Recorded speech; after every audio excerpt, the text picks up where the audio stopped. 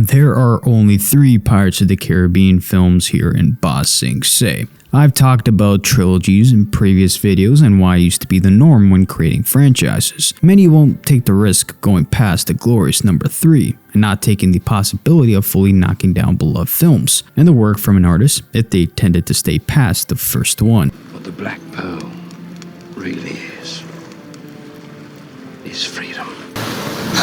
She was a fine ship. Few examples of a trilogy having 2 successful first and second films, while the third felt either underwhelming with a tended direction and a shortcoming of encapsulating the magic the 2 films were able to showcase. The Godfather trilogy, or in this case Part 1 having the complex and brilliant character writing on top of its clever editing, Part 2, as all sequels should be, enhances on the first part, seeking a more thematic approach with a broader scale and more personal story of Atos's rise and Michael's descent through his own pride, blurring his own consequences. Unfortunately for the trilogy, the ideal performance from Part 1 and 2 fell apart in Part 3, mostly due to the financial troubles behind the scenes.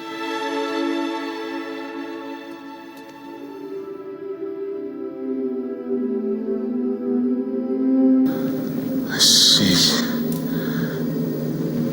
for the means to fight injustice. The Dark Knight trilogy is seen as another example of where Middle Friend intensifies its stories and characters compared to the Big Brother Batman Begins, and a world-famous performance from Heath Ledger as the Joker.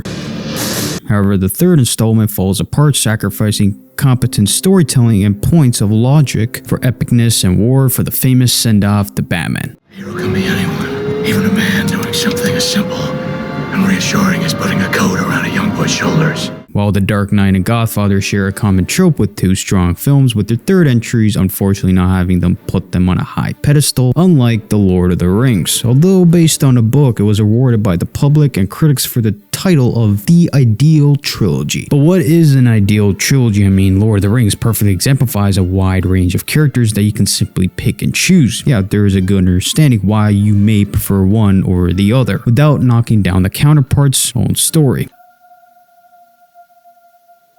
For Frodo. Great trilogies carry a wide range of characters with vast different personalities, creating distinction and uniqueness to a film. Your main protagonist must stand out of the bunch and prove themselves to be likable, because we're the ones following him or her through their journey. Thanks very much. Leads me to Pirates of the Caribbean at World's End. The conclusion to Gore's art piece, metamorphically and visually, which his direction is vast different to any other juggernaut we've seen. Black Pearl was a lightning in a bottle, perhaps for Disney. We got the likes of Jack Sparrow, a character which wouldn't have thrived in being a significant figure in pop culture without Johnny Depp, and Gore, a young Miss Elizabeth putting herself in the likes of piracy and mystery, seeing the other side which has been hidden, or Barbossa wanting to know what it's like to feel the waves splashing on his cursed self. They gave us the groundwork to not merely focus on reintroducing, but building on the very likeness of the trio. Pearl was seen as a character-motivated film instead of a centered story. Many different goals which are heavily explored and have some sort of connection to the other, playing a much more larger scheme that Gore attended. Dead Man's Chest and At World's End juggle very minimal on this approach, as there is now a main narrative which is the survival for all pirates and the freedom of the sea, which has been shared in numerous conversations that have been shown through either Jack's or Barbossa's feelings on the whole small world less in it. The world's still the same. It's just less in it. Black Pearl to Dead Man's Chest and now At World's End, culminating in a conclusion which can be described in one word: perfect. But let's go over and discuss why and how. Gore and Hans Zimmer's collaboration unfortunately lasted 2 films and a minor partnership in Black Pearl. These 2 visions with their direction of work made At World's End feel much bigger than many other studio heads try to practice. Whether it's the emotional depth or the sort of bombastic, hard-hitting tone Zimmer so cleverly implements creates scenes like this feel important despite Gore simply having a ship enter a cave.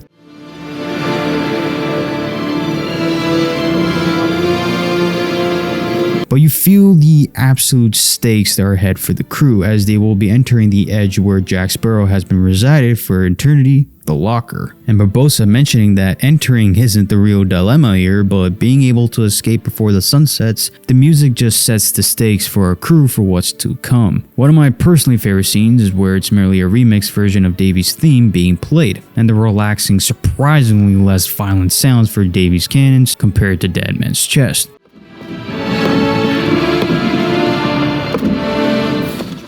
Being drained by the music as the Dutchman wreaks havoc on Navy SEALs in its path. But he feels more tragic than a villain being a villain. The more we learn of Davy Jones's past, the more Hans Zimmer slows his music box, as the man clips of love turned himself into a tentacle beast who's lost it beneath and above the sea, killing everything till there's nothing left. Gore's ability to visually encapsulate you in the moment, the standoff where the main characters close on a deal, it's the craft of visual tension on display. Everyone has a plan here, as the willingness of Jack to be locked in the Dutchman close to immortality. Gore doesn't need to explain why Elizabeth traded off Jack, because she could tell by their mannerisms it was simply a plan all along that Will and Jack hatched up. Very rarely you get visual storytelling. Unfortunately, some directors feel the need to tell the audience on what's going on. I'm pretty sure George Lucas took the butt end of these criticisms, not allowing the Mads to do the talking, but you can also have many hidden visual storytelling that may slip past audience members. And here's an example. During the test screenings for Curse of the Black Pearl, many questions were raised on when did Jack become a skeleton. They reversed the shot of Jack slipping the coin within his sleeve. They didn't need to explain the reasoning behind his transformation, which left many test audiences confused, completely avoiding the visual presentation fitting within Jack's character. Just to compliment Barbossa's remark, he's a hard man to predict. Me, I'm dishonest. And a dishonest man you can always trust to be dishonest. Now, this isn't a criticism for Curse of the Black Pearl, it's just the absolute attention span of some audiences. Now back to the genius idea of making Curse of the Black Pearl a more character-driven story, instead of a bunch of characters moving a much bigger narrative along. Black Pearl puts the likes of Will, Jack, and Barbossa front and center, distinguishing and exploring their personalities. Jack Sparrow may have been the star of the film, but many still related to Will. Many viewed Barbossa's cry for feeling again a compelling motive. I feel nothing. Not the wind on my face, nor the spray of the sea, nor the warmth of a woman's flesh. Now post-death and at World's End, every noticeable moment when Barbossa feels a sense on his hand, he takes a moment to soak it all in. Raise up yours, you cockheaded dickhead! After 10 years of nothingness.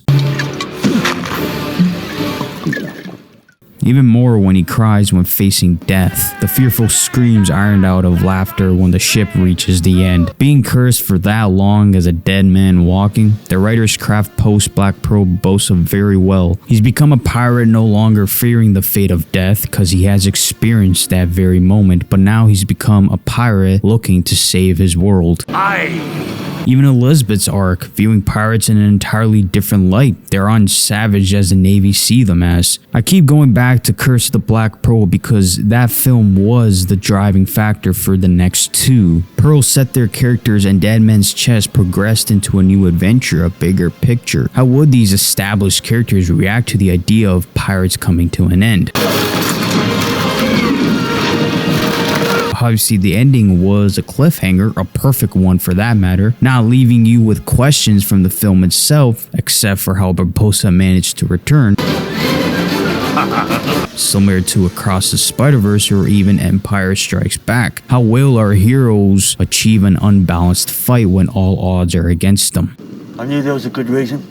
Beckett wasn't a villain of being a smartass, but he was very conniving, as some of his success was merely a turning point with Norrington retrieving the heart, forging Davy's crew with his by force, controlling the sea until the perfect moment to take out the pirates for good. When he sees the Dutchman live, possibly the greatest artistic approach to a villain's downfall is possessed in our screen. It's just good business. As every decision plan crumbles and shatters, all Beckett could really do was watch. It's pretty cheesy, but it's the good kind of cheesy, and everything has articulated to this big gigantic fight. Nothing like we've seen before. The send-off to Beckett's character was done beautifully, as during the end of the climax we see Beckett just being engulfed in flames from all the planning and all the deceiving he's done throughout the two films. Davy Jones, possibly underrated, possibly misunderstood. The curses in Pirates of the Caribbean seem to have a common ground: immortality. When Barbossa was all undead, he embraced the nature. It's visual storytelling that makes it so special. His sneer look he gives whenever food is being eaten in front of his eyes. But the first feeling he gets when being shot through the heart is coldness. The very coldness now he no longer fears. Cold. Jack wants immortality with no consequences. Sure, the Dutchman catches you must fear the souls, but he's willing to take that chance, so he can command the everlasting power the Dutchman holds over and under the sea. I don't have the face for tentacles. The contrast between the characters' intake of immortality is brilliant. The man, I mean the sea creature king of the sea, Davy Jones, has far more of a tragic take as he served the duty out of love that his heart was torn when Calypso never waited after his 10-year cycle. He carved his heart out to avoid further heartbreak unleashed unruling suffering on innocence. We learned very minimal of Jones' backstory in Dead Man's Chest, but the acting made it so powerful to the point that we saw there was more to him than meets the eye, as Gore gave us the very sort of snippets on what happened to Mr. Tentacles over here. Jack Sparrow! And at World's End, the writers didn't shy 1 second of fully unraveling the story, creating well an iconic villain, with the miraculous, shockingly realistic CGI done with a compelling motivation. She pretended to love me. She betrayed me. And well, what about Will and Elizabeth, probably the two main characters in the entire story, as it began from their perspective. Both disgusted of the pirate culture in the beginning, but unfortunate events, both were acclaimed to a certain degree, being the vessel for a much change of perspective. That there is even a good fish in the sea of filth and curses. Lots and lots of curses. Will was in denial of having pirate blood, through his own desire to kill one, but one being saved from good heart of a pirate, while the other was going on an adventure being deceived, and saved through cunningness and cleverness. Dead Man's Chest shaped both Elizabeth and Will into characters embracing that very pirate culture. Thank you, Jack. While Elizabeth became a fearless, courageous, and is willing to do what is necessary for either selfish or hearted moments, as Jack in Dead Man's Chest has manipulated everyone to reach the key, including Elizabeth. She feels betrayed and used, but when the moment came, she learned the Kraken has been targeting Jack and manipulates him by using his own weakness. Beauty of a woman to handcuff him to die with the pearl. Well, need I say more of what Jack sees what we all saw finally? Gore did such a great job of hiding a key behavior that we didn't really notice. Pirates. Elizabeth always had that passion for pirates since childhood. She had a pirate nature all along. She manipulated Jack being so drunk she found the perfect moment to burn enough fumes for a signal. Where's the rum gone? Now at World's End, she even leads with passion, a passion a pirate king holds. She's sort of like Sadie from Red Dead Redemption 2. Come on now, Micah. At least tell like a man. And Will, through his own quest of freeing his father from the Dutchman's bond, has to bear the cost of not being able to see Elizabeth in a 10-year cycle except for that one day. Their arcs are a contrast to their beliefs since Black Pearl, that through their own adventures with Jack and their story beats both became a major part of the pirate culture. As for Jack, he is still in search for that horizon. Drink up me hearty Joe. What can I say? The perfect conclusion. Fourth was an unnecessary side quest, while the fifth film, well, an imposter among us is the best way I can describe it. More reason why that A World's End should have been the final send-off. Given its ending is clear as day, Gore left it open-ended because of the money the film was going to bring home, which was unfortunately a pretty much guarantee for Disney to leverage off the iconic Jack Sparrow to print more. I guess the mouse wants to create more stories surrounding curses and magic. We're to be two immortals locked in an epic battle until Judgment Day. Honestly, I preferred Jack to sail with the Pearl, the ship he wanted to claim back since the first film.